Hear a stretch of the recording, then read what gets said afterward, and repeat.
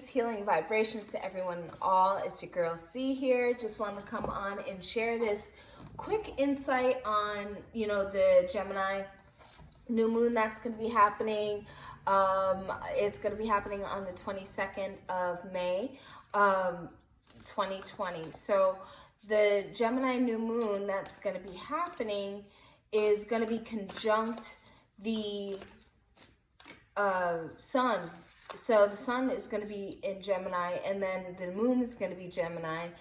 We're also currently in the experience of Venus retrograde in Gemini.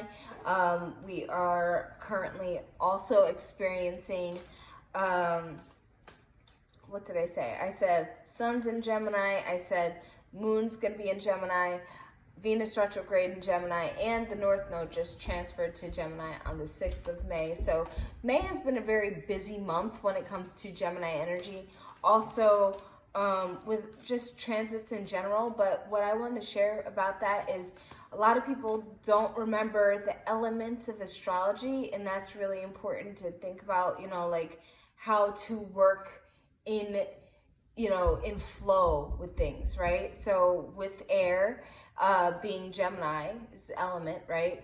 You don't want to get into a space of hyperventilation, anxiety,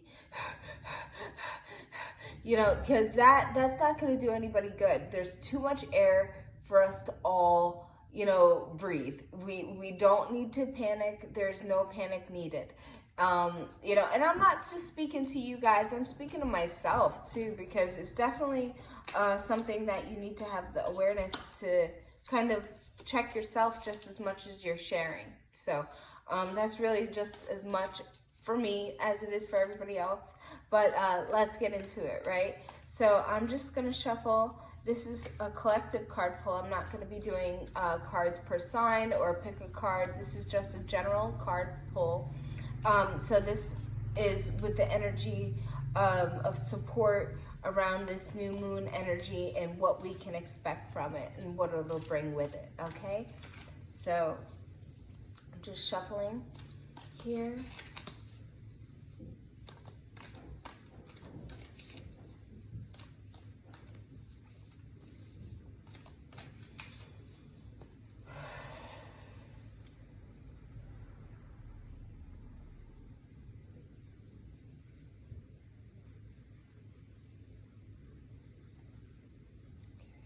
I'm going to cut the deck.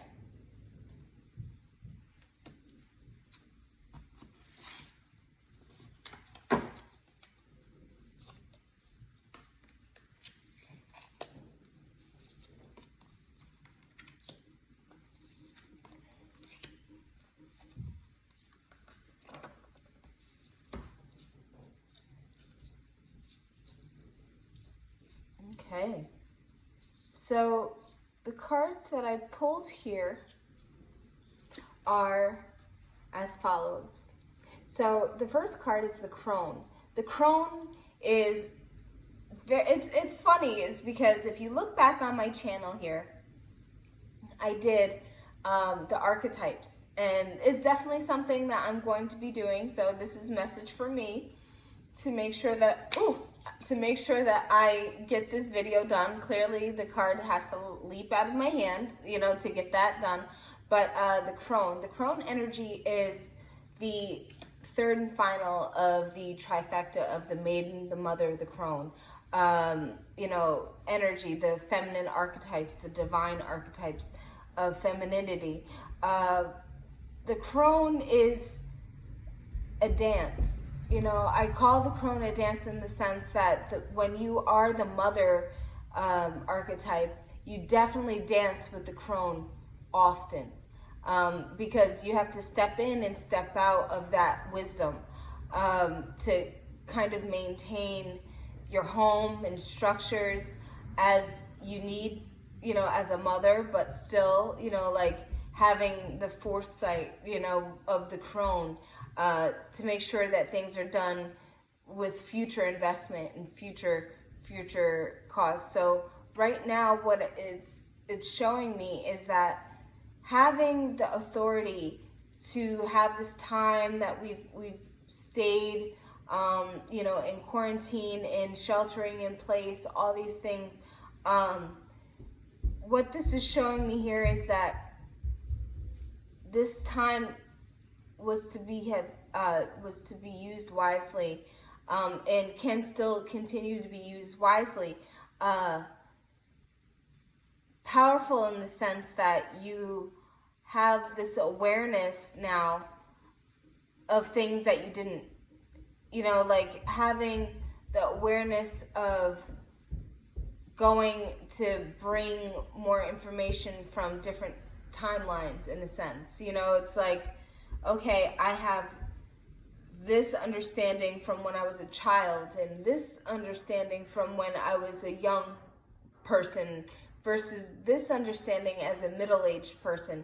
And then you are also being put in the connection of being in the vicinity of other people in this reality as well. So people are having to tap into the crone energy, where it's like all understanding, all knowing, kind of like the oracle in a sense. You want to make sure that you have the awareness to keep coming back to yourself, because you know what's happening next. And this time that you have had to be by yourself has been very challenging, but it's been very healing. The crone energy is about making sure that traditions are really set in place, making sure that there's follow-up in your family paradigms, making sure that traditions are shared, stories are told, making sure that these things are in place is important. Then you have here the shapeshifter energy. Shapeshifter being the reality of having to manage your reality, but also doing it from a perspective of what other people are involved in. So not necessarily losing a part of yourself, but having more of an open format and understanding to compromise, and not being so hard-headed in these times, because a lot of people think that shapeshifters are not trustworthy, or in some sense. But the thing is they are the compromisers. They are the people that sees potential in the experience and wants to manage their purpose in that reality. So they're like, okay, I want to, make this more aware for myself. I want to take care of this for myself. And they're not necessarily full on about self, but if they see a need, they can shift the reality. So staying content in shifting realities and not getting so focused as to fear. Don't shift into the fear based off of what other people are doing. Come to your own sense of reality when it comes to what you want to do. So if you and I'm hearing this being brought to me in this context, is like the shapeshifter, in the sense of, if you are not truly afraid of what's going on here with the coronavirus and all this stuff, but you do want to have a sense of control of your own environment in your life, what you can do is you can, not overly stress about these things, and wear your mask just when you gotta go in the store, but you don't have to wear it on a hike, and you don't have to overstimulate yourself with these realities in this time, because the thing is like a lot of us are being pushed in the corner based off of that, because we don't want to be judged if we're not overreacting, or if we're not underreacting. Making sure that you are taking the time and the awareness with the judge energy of making the right decisions, what's right for you, and what heals you, what sustains you in this timeline. It's really about that, rather than what other people find to be more healing, what other people want in experience within their own healing. And then you have here the shaman.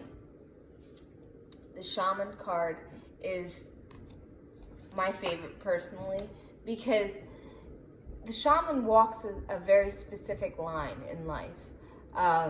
Shaman walks in between worlds, you know, and as a shaman, what we do is we walk into the darkness to pull the darkness out, to place the light back in, to remind you of the light. So the light is always there, it's just needed to be turned on. So I encourage you to find your inner awareness at this time for healing, for peace, because it's there. You know, you just have to remind yourself on how to go back in. Yeah, so I hope that helped. If you would like to have your own personal reading with me in this timeline, I would love to be able to share with you. You can visit me at my website. That's www.demurelife.com.